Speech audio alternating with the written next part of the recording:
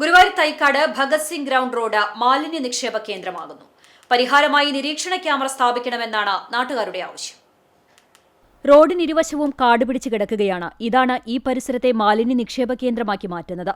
ചാക്കുകളിലും മറ്റുമായി ടൺ കണക്കിന് മാലിന്യമാണ് റോഡിന്റെ ഇരുവശങ്ങളിലായി നിക്ഷേപിച്ചിട്ടുള്ളത്. കൂടാതെ സ്ഥിരമായി ഈ പ്രദേശത്ത് ശുചിമുറി മാലിന്യവും തള്ളുന്നുണ്ട്. നഗരസഭയിൽ നിരന്തരം പരാതി പറഞ്ഞിട്ടും പരിഹാരമുണ്ടാകാത്തതിനെ തുടർന്ന് 3 വർഷം മുമ്പ് നാട്ടുകാർ പ്രദേശത്തെ കാടുവെട്ടി തെളിക്കുകയും മാലിന്യം നീക്കം ചെയ്യുകയും നടത്തിയിരുന്നു. പിന്നീടുള്ള 1 വർഷത്തോളം നഗരസഭ ഈ പ്രദേശം കൃത്യമായി പരിപാലിച്ചിരുന്നു.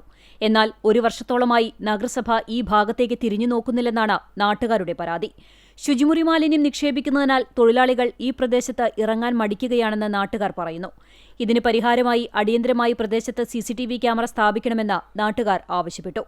ഇപ്പൊ ഈ 2 സൈഡിലും കക്കൂസ് മാലിന്യം അടിക്കുന്നതുകൊണ്ട് നഗരസഭയിലെ തൊഴിലുറപ്പിലെ സ്ത്രീകൾ ഇവിടെ വൃത്തിയാക്കണില്ല. അവർക്ക് ഈ വെള്ളം ആ വഴിക്ക് പോകുന്നതുകൊണ്ട് അവര് ഈ സാധനം വെട്ടി വൃത്തിയാക്കാണ്ട് ഇപ്പൊ പിന്നെ രണ്ടാമതും വേസ്റ്റ് കൊടുന്ന് ആൾക്കാർ ഡംപ് ചെയ്തുകൊണ്ടിരിക്കുകയാണ്. അപ്പോൾ ഒരു CCTV വെക്കലാണ് ഞങ്ങളുടെ ആവശ്യം.